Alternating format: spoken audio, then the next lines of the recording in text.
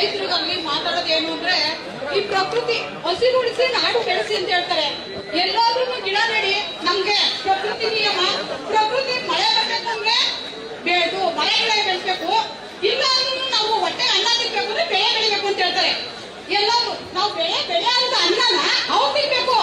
ಪ್ರಕೃತಿ ಬೆಳೆ ಅನ್ಸೋದ್ನ ಮಳೆ ಗಾಳಿ ಬಿತ್ತು ಪ್ರತಿಯೊಂದು ಕೊಡೋದು ಪ್ರಕೃತಿ ಅಂತಾರೆ. ಆದ್ರೆ ಪ್ರಕೃತಿ ಏನ್ ಮಾಡ್ತಾ ಇದ್ರ, ರೈತರ ಮೇಲೆ ಹೊಟ್ಟೆ ಮೇಲೆ ಹೊಡೆದಿ ತಿನ್ನೋ ಅನ್ನ ಕಿತ್ಕೊಂಡು ಪ್ರಕೃತಿನ ಕಿತ್ಕೊತಾ ಇದ್ರ.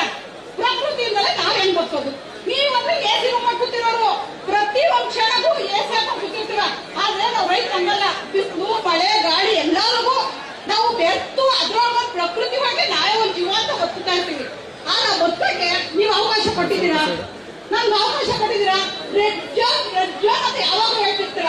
ಅದ್ರಿಂದ ಏನ್ ಬೇಕು? ಅರ್ಧ ಎಕರೆ 1 ಎಕರೆ 10 ಕುಂಟೆ 5 ಕುಂಟೆ ಇರುವಂತ ಬದುಕೊಂಡಿದ್ದಾರೆ.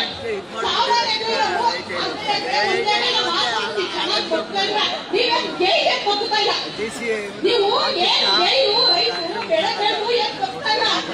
ನೀವೇನು ನಿಮ್ಮ ಅಪ್ಪ ತಾತ ಸಂಪಾದನೆ ಮಾಡಿರುವಂತನ್ನ 1 ಎಕರೆ 1 ಎಕರೆ ಕಳ್ಕೊಂಡು ಜೀವನ ಮಾಡ್ತಿದ್ದೀರಾ.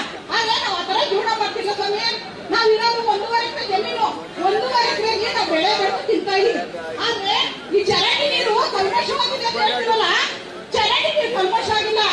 ನೀವು ಮಾಡಿರುವಂತ ಬ್ಯಾವಿಟಿಗಳು ಅದರ ಕಲ್ಮಶ ನೀರನ್ನ ನಾವು ಬೆಳೆ ಬಿಡ್ತಾ ಇದೀವಿ. ಆದ್ರೆ ಆ ಪ್ರಕೃತಿ ಗಿಡಗಳು ತರಕಾರಿಗಳು ಏನ್ ಮಾಡ್ತವೆ, ಆ ವಿಷಯ ಮಾತ್ರ ತಗೋತಾ ಇಲ್ಲ. ಒಳ್ಳೆ ನೀರನ್ನ ಸೇವಿಸ್ತೇವೆ, ನಮ್ಗೆ ಒಳ್ಳೆ ಪ್ರೋಟೀನ್ ಅಂಶ ಇರೋಂತ ಮಾತ್ರ ಕೊಡ್ತಾರೆ.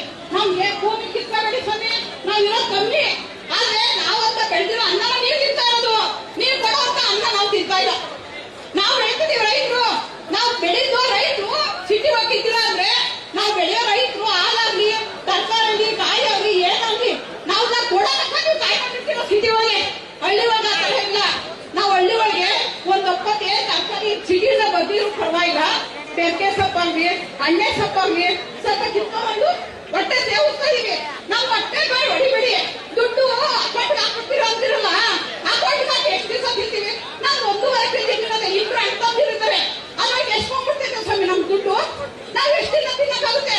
2 ಮಕ್ಕಳಿದ್ದಾರೆ, ಅವ್ರಿಗೆ ಅದೊಂದು ಇದೊಂದು ಕೊಡು ಸಾಲ ಮಾಡಿ ತೀರ್ಸ್ಕೊಂತಾರೆ. ಮುಕ್ಕಾಯಿ ನಮ್ ಸೈಡ್ ಕಾಣಕ್ಕಾಗಲ್ಲ, ನಾನ್ ಸೈಡ್ ಕಾಣಕ್ಕಲ್ಲ ಸ್ವಾಮಿ. ಅವರ 10 ಎಕರೆ ಇರುವಂತ ನನ್ ಬಡವ ಮಹಿಳೆ, ನಾವು ಶ್ರೀಮಂತರಲ್ಲ.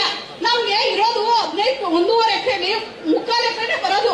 ನಾವು 3/4 ಎಕರೆ ಉಳಿಸಿ ನಮ್ ಜೀವನ ಬೆಳೆಸಿ. ನಾನು ಇನ್ನೊಂದ ಹೇಳ್ತಾ, ನಾವು ನೀವೇನಾದ್ರು ಅಕ್ವೈರ್ ಅಂತ ಮಾಡಿ ನಮ್ಗೆ ಅಕ್ವೈರ್ ನೋಟಿಸ್ ಏನೋ ನೀವು ಕೊಟ್ರೆ